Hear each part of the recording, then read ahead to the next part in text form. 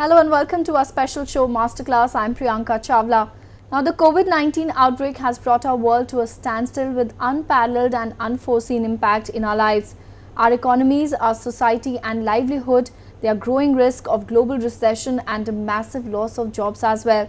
The analysis by the UN Department of Economic and Social Affairs said that COVID-19 pandemic is disrupting global supply chains and international trade as well.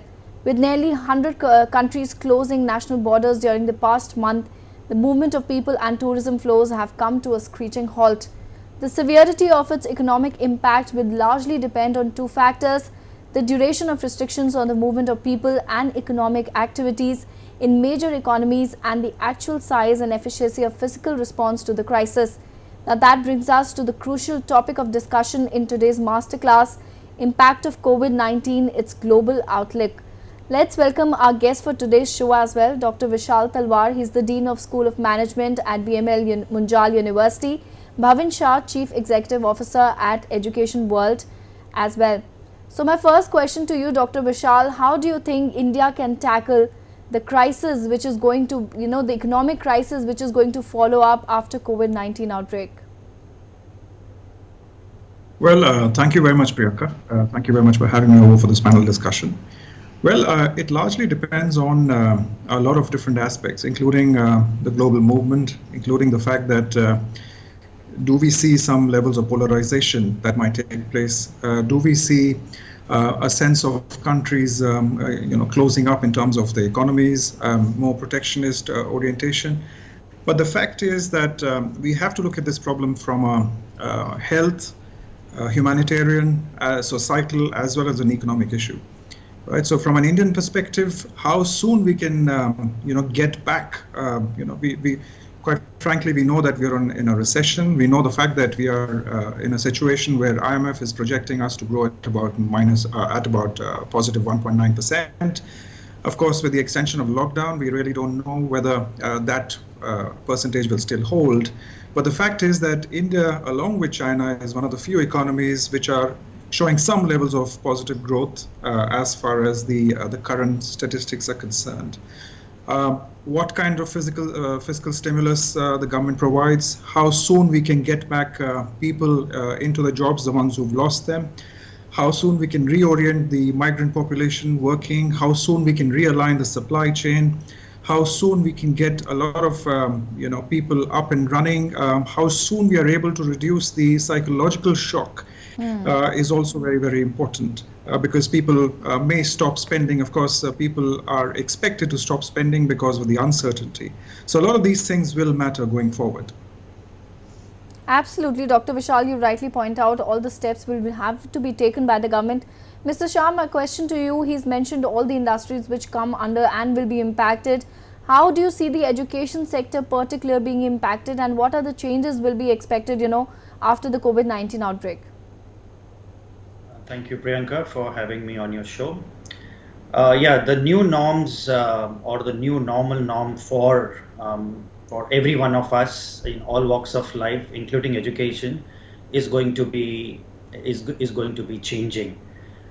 To me, I would like to first break this question into three parts, probably impacting what's going to be on the primary education, then the secondary and the tertiary one. I think so. This lockdown has also given a lot of new learning to all the stakeholders. That is the student, a parent, and teachers. We have seen in last decade there were a lot of education tech companies which had come, and probably what we also witnessed that there were a lot of changes that education was already preparing for. Though there were no substantial data that education institutes, particularly who have been incorporating technologies, they are mapping up with the outcome. But what I see during this lockdown, where all education institutes, including parents, students, and educators who have come together, they have started utilizing this EdTech version very effectively. And to me, the impact would be this online learning would be like a continuous learning. Probably I would like to add this with a metaphor that a couple of decades back, maybe a mosquito bite was never ever thought as a life-threatening disease. Similarly, I see something that now everyone is preparing for, various kind of epidemics, pandemics, and this virus getting across the globe. The new norm could be that this particular edtech space is going to really expand a lot, and everyone has to get accustomed with this online learning feature, and this is going to be our new normal. Absolutely. Coming back to you, Dr. Talwar, MHA guidelines gave out a few relaxation in the middle of lockdown as well today. Do you think that can be counted as India's first step to, trying to recover the economy and all the losses which the economy is going to is currently facing, as is going to face in the next few months as well?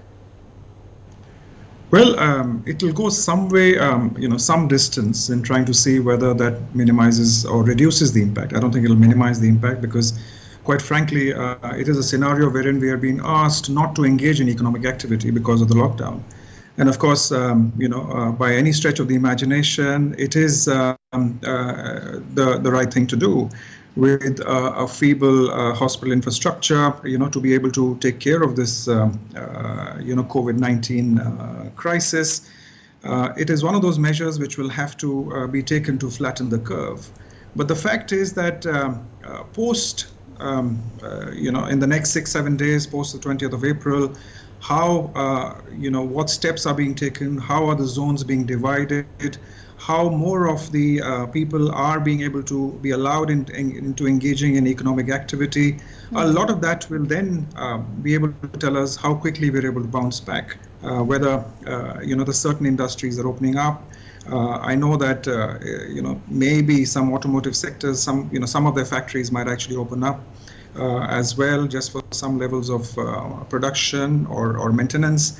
I think it largely depends on the next steps that the government will actually take. Only that will help us understand.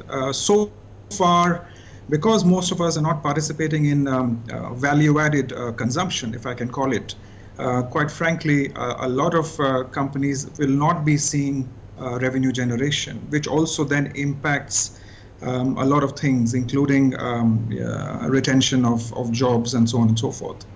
Absolutely. We're also joined in by MahhaGuru Gauravv Mittal.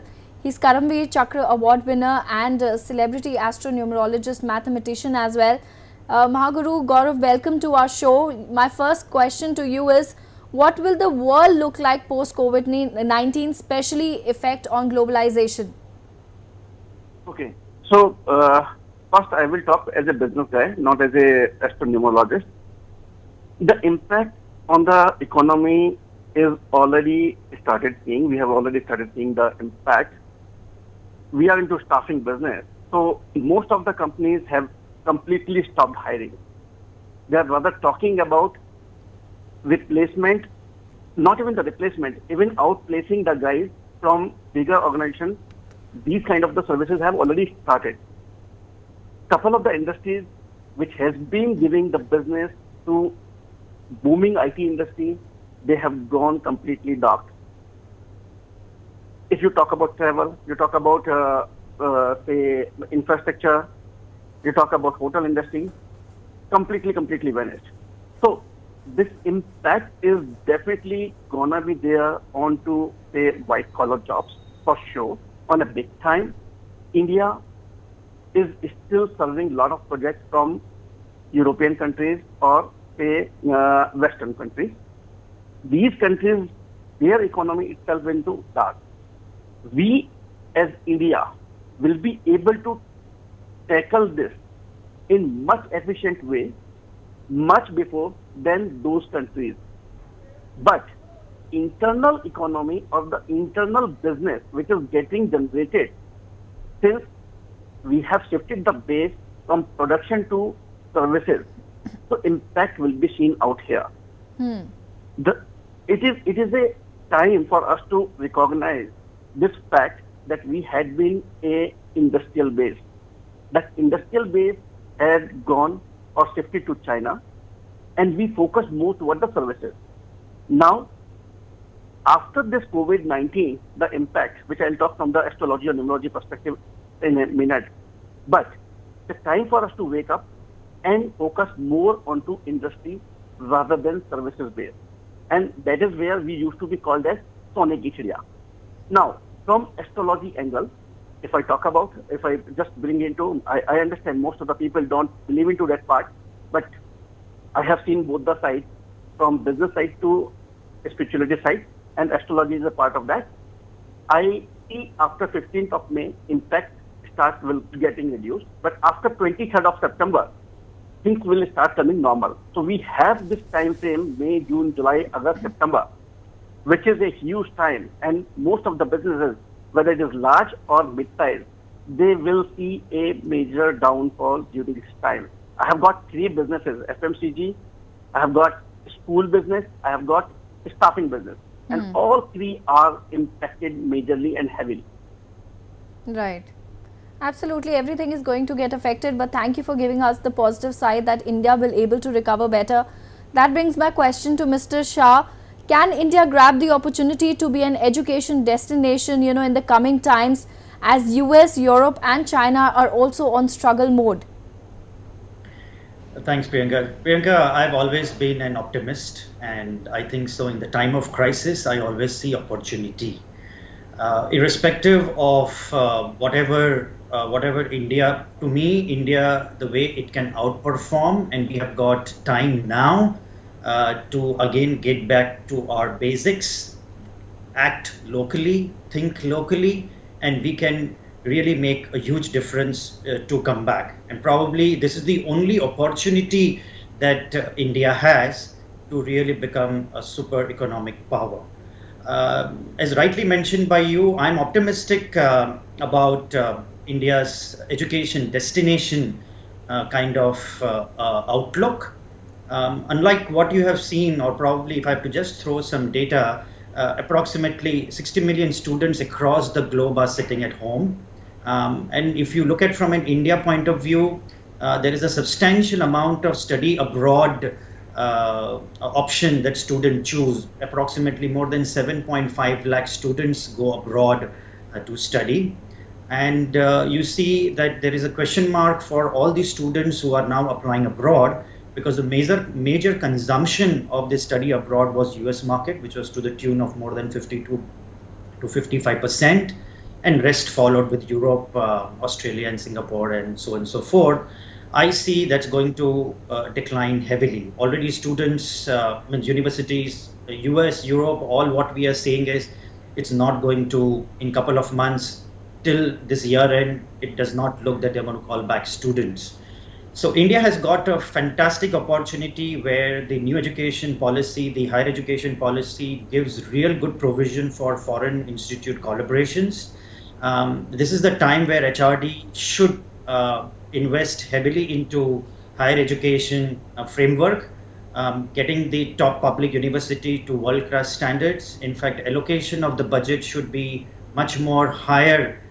Probably a lot of emphasis should be given towards research, because this is where a lot of foreign universities have been known for. This is how, if suppose higher education is pumped up with more resources, with more infrastructure provision, with more attracting best faculties, I see a very good opportunity for India to bounce back as education destination, where not only Indian students who will, the best of the talent, I mean, typically there was a lot of tag given to the Indian talent by way of brain drain. We can obviously retain that in India, and probably we can attract all this country's student with high-class education, world-class infrastructure, all-round weather. This is very unique for India. In fact, not many people realize that we have all-round weather across the nation, and we don't have that much adversity across on the living side in the campus. So this becomes a very good factor for India to have a fantastic education destination. Thank you, Mr. Shah. It's always a pleasure to have optimistic approach coming from our guest. Dr. Talwar, would you like to add to what Mr. Shah pointed out? Well, I would be equally optimistic. Of course, if you notice now, a lot of the Indian educational institutions have transitioned into an online mode, whether they liked it or not. The fact is that there is a certain level of learning that is happening, amongst faculty as well. It's a new medium for them. Some of them obviously doing rather well on the medium. So there is a transition so that the continuity does not break. So that's a good point. And at the same time, you also have to remember that, there is a bit of a trend, some data that's coming in about this whole, concept of studying abroad. Some data that is coming in suggests that there may be a fall in the percentage of students who might be going abroad this year at least. Whether that's 20%, 30%, 40%, we still don't know. But different universities across the board across the UK, US, Australia are talking about certain numbers. Whether that trend is something that is continuous or is just a short-term impact, that largely depends also on the kind of value addition that Indian higher educational institutions can build into their learning styles, into the curriculum, into how they operate, how they utilize the blended approach, the quality of the faculty. A lot of these things are, of course, in question, things that need to be developed. What you also have to remember is that parents as well as students, mature students, will start focusing a great deal on the return on investment piece, right? We'll start focusing a great deal on the employability piece. And of course, that's something that educational institutions will also have to start working on a great deal across the board. Once we are able to do that is when we'll truly be able to look at across the board competition with some of the best across the world. It's early days, but I would definitely share the optimism that Mr. Shah has been talking about. It's now more a question of the level of flexibility certain institutions allowed, the regulatory requirements that will crop up or maybe ease with respect to how we utilize the online medium. A lot of this will define whether we are able to capitalize on this opportunity. Absolutely, it's about capitalizing the opportunity which comes within the challenges. MahhaGuru, Gauravv, Mittal, would you like to add to what the other guests have been, talking about the positive things coming out of the challenging times as well? So I definitely in agreement, there will be a lot of opportunity for say schools and universities in this say online education system. But there will be certain issues with the say primary school education also, where there is a touch and feel which is required. And let me give you a practical example. Our schools, which are primary schools, have started going live with live education. But getting that child in front of the camera, in front of the applications, giving them the assignment and getting them back, you need another person or some full-time person with the kids to be available online. And that is a big challenge, because either the parents, they will work for the office from their home, or they will sit with the kids. So for smaller kids, there is a problem. For the say people or the kids who have become, who have grown up, yes, there is an opportunity. And definitely at this point of time, the kind of a craze which most of our say used to have, like they have to go to LSR, they have to go to Harvard or these kind of universities, they will start focusing more onto our universities like IIMs and FMS and Naseem kind of things, and any other university which actually will be imparting better education and which is affordable as well. I think the affordability will definitely come in place, because there are likely to be salary cuts, pay downs. Impact has already started seeing people, they may say or may not say, but as a business guys, we understand that there are norms to pay the salaries of the resources without getting any kind of input. So there are limitations which is going to be there. So people will definitely prefer, rather than sending their kids to outside university, they will start focusing more. Hence, there is the opportunity for online education. In this direction, I think there will be a lot of things or new companies or new startups which will come up quickly. Absolutely. All the guests on Masterclass have been pointing out how online education has become of prime importance, and everybody has, getting acclimatized to it, including the faculty and the students both. Mr. Shah, your views on it. Would online learning be a regular feature post COVID-19 and the lockdown? Affirmative, Priyanka. As I just mentioned, and I think so, what I want to add to Dr. Gaurav's view on the primary education, where there are challenges which a parent or scheduling or the timetabling of the whole day, which everyone is in the home. Let us set the context in a very specific way.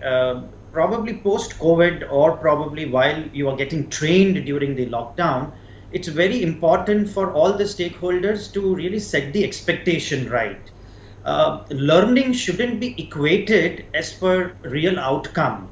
Currently, the phase that everyone is going on, right from the age group of 5 to 12 to 20, we are all getting accustomed with the new way of living, So primarily when it comes to education, it's very important that how does a parent set an expectation with the school, saying if the class is being conducted, it's not something that you are meant to have, you're meant to assess or you are meant to evaluate.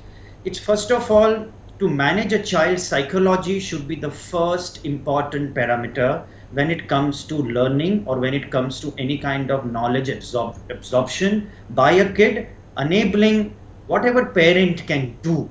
Schools are not absolutely professional to deliver this. There are hiccups, there are some internet connect dropouts, there would be some or the other challenges that would be faced.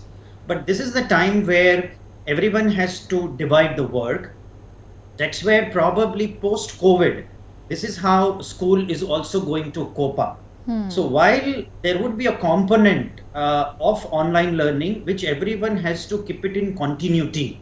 It can't be saying you can drop immediately, saying now it's brick and mortar, now everything has got normal, and let the classroom environment be live.